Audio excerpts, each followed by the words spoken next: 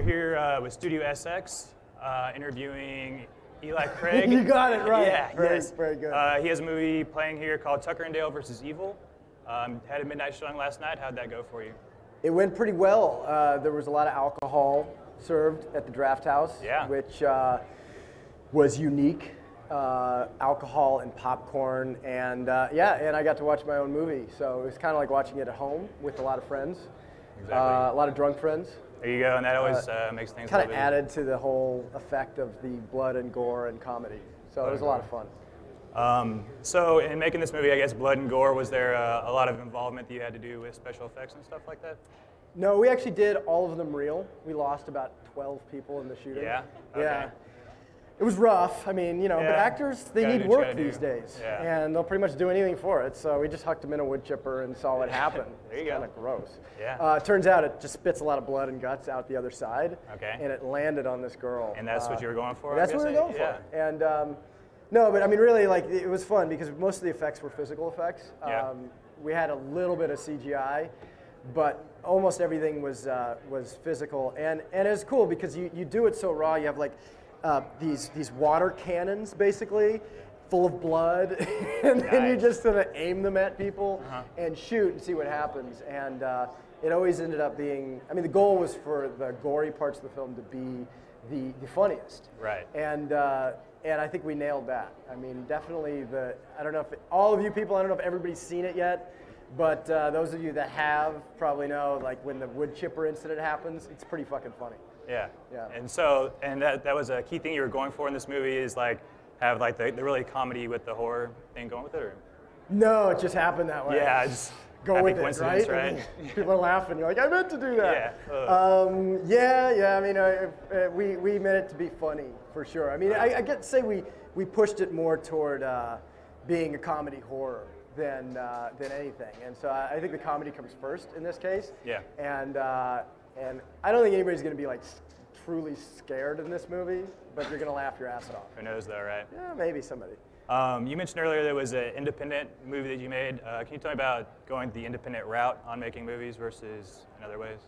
Well, I've never done it the other way, okay. So I don't know much about a studio film. I know that they get paid more. Yeah. I know that they have more money to work with. Is that something you're looking forward to, maybe, I guess? Or? Yes.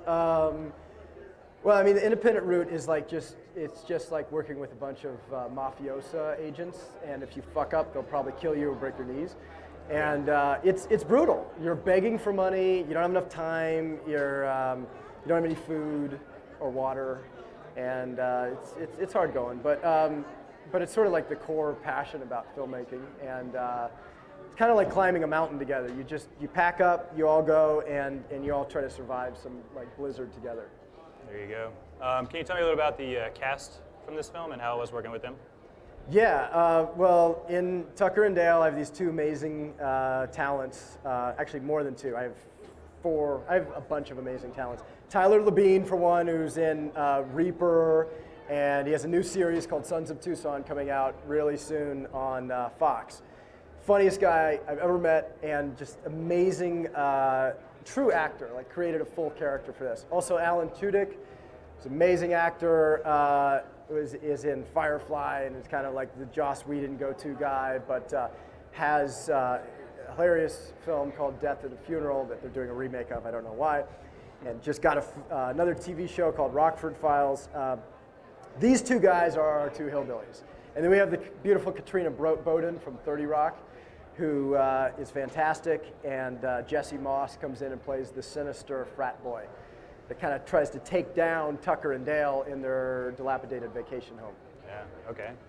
Maybe I should tell you something about the movie, you know? If you'd love to. I would love to hear it if you'd like to tell it. Well, anyway, the movie is a twist on the slasher backwoods genre where college kids get trapped in the woods, their car breaks down, and then they go for help, and they get slaughtered. But in this case, Tucker and Dale are two nice guys out at their vacation home that's kind of a piece of shit. And the college kids misinterpret them as being these backwood killers.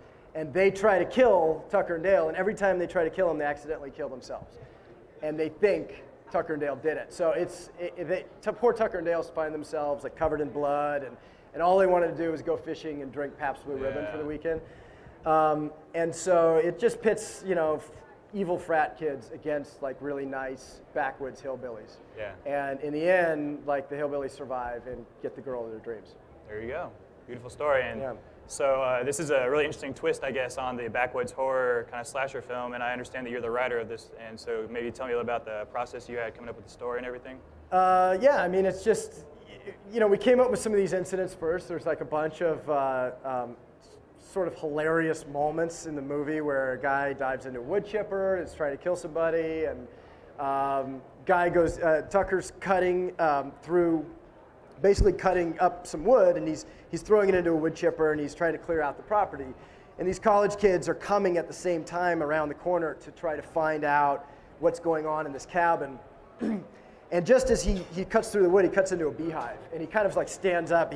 The bees attack him, and he's got the chainsaw, and he starts running away from the bees, chainsaw over his head. Ah! And then the college kids are coming this way. He's running this way, and terrible misunderstanding ensues. You know, because of course that can happen. So we had some of these sort of set pieces that we thought were really funny, and then we had to build a story around it, because that's like a funny Saturday Night Live skit, but nothing more. Right. So then, you know, we created, I think, this really sincere idiot savant type character that is this sweet hillbilly, doesn't get the girls very often, and he falls in love with the Katrina Bowden character. And oddly enough, like as time goes on, he really impresses her and sort of wins her over. And so I like to call it a love story with an unfortunate wood chipper incident. Sounds like that. Yeah, but it's sort of this sweet tale at its heart. Very cool. So I guess, is there any kind of moments on set that you sticks out in your mind, a great story that you have, that you know, well, kind of... yeah, I mean, how risque are we going here? Yeah. Well, I'll tell you. Anything you feel like sharing? I'll tell you one funny one. So, like every good horror film, especially some slasher film, this one, we have like the skinny dipping scene, right? And so, like day before the skinny dipping scene, I go up to one of the actresses. I'm like, "So when you take your top off," and she just looks at me like stone. She's like, "I'm like, oh, so when you take your top off, you're just gonna kind of run out. We'll just do like a wide shot." She's like, "I wasn't told I was taking my top off. I got cast for my talent, damn it." And I felt kind of bad. And then so I went back to the producers and like, well, it was in the script, and they find out that they didn't get her to sign a contract for that. And so they tell me, they're like, my producer's Indian, this is my pitiful Indian accent, like, you must get her to take her top off, Eli. You get over there, you go back into that room and you tell her she must take her top off. And I'm like, dude, I'm not good at this. Like, don't make me do this, high school's over. And so I go in there and I'm like, yeah, the producers really want you to like take your top off. And she's like, no, I'm not doing it. So I go back and like, no, she's not doing it. Like, you get back in there. And I felt like it was this weird like reliving of high school, but with way higher stakes, you know? Right. Like the producers are gonna kill me. So anyway, in the end, she's not gonna do it. So we end up, the ADs are like, don't worry, dude, I'll get you a double. I'll get you a double. So they end up going to like the strip club at like 2 in the morning, and I'm getting these calls before our call time. They're like, dude, we got like 10 girls giving me a lap dance. Right. They all want to be in your movie. But they didn't really want to be in the movie because they found out later they only got paid like $250. So finally they get, it's like 2 in the morning, we're shooting at night, and this girl shows up that's like this ex-stripper maybe. She's like maybe 48 years old, and she looks like she's just lived a rough life. And anyway, we don't have any option. And she has these massive like boobs that look like they have like jelly beans in them. They're like, I don't know, they look kind of massively fake. Sandbags, sketchy, really. Right? Yeah. And so anyway, when you see the film, you'll see this long, wide shot kind of panning through weeds and bushes with our boob double, like way in the distance, and like prancing around in the water. Nice. It was a little bit embarrassing for me, but we got the boob shot in the end. I have to tell you that makes me want to see the movie even more now. Yes. And so thank you very much for coming in and interviewing us.